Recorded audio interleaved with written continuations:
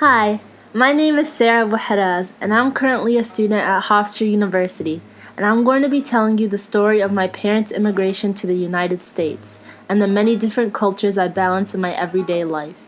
My father's name is Mohammed, and he was born and raised in the city of Omdurman, Sudan. From a young age, he always set his mind to become a physician. He worked hard all his life to make this a reality.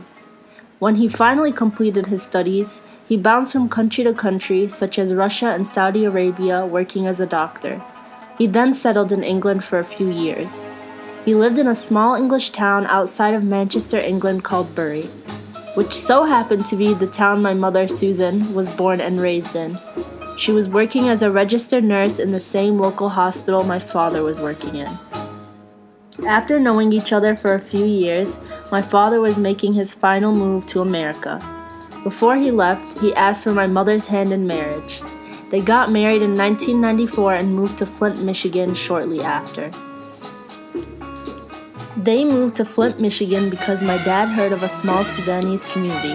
That motivated him to come to Flint because in a foreign land he would have the comfort of community members with the same experiences as him. My mom was just as excited to start a new beginning in the United States. She found comfort there that there was a community who welcomed her with open arms. My dad found a job at Hurley Hospital, and that was actually where I was born in 1995.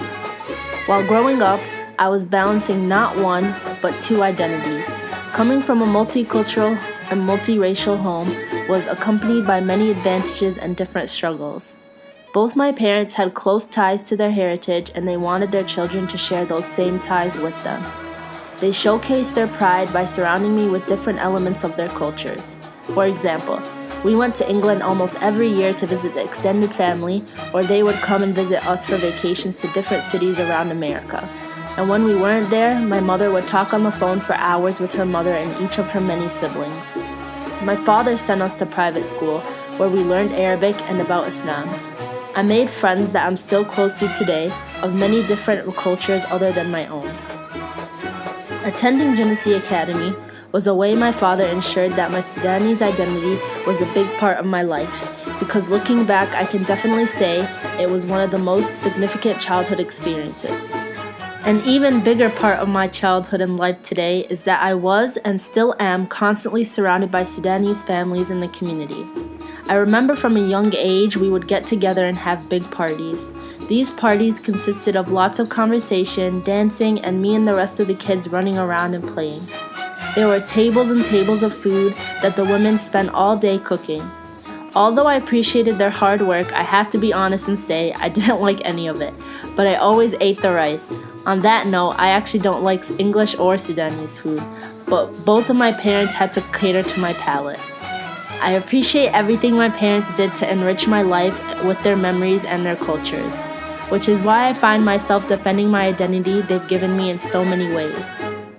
I've always struggled with the fact that people would want to put me in a box and denounce some of my identity and tell me that my experiences are not valid because I'm only half Sudanese or half English, which is upsetting to me because I've experienced both of these identities fully and they can coexist within me without being a watered-down version or an incomplete version of what society deems a real Sudanese person or a real English person is supposed to be.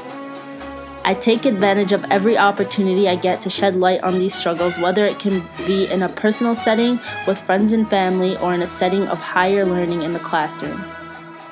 It's always an important topic of conversation to me, and I know it's always a way I'm going to perceive the world today and in the future.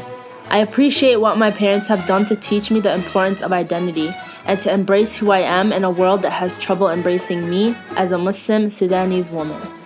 I am a living, breathing example of people of different backgrounds coming together in love and peace in the midst of such a charged political climate that we live in today. People are so apprehensive of accepting people of different race or religion, let alone marrying them. I can never understand that, because I love who I am and I love my family, and we are proof that coming together is necessary to our global desire of peace and acceptance amongst all people. I hope to always be a symbol of love, peace, and unity.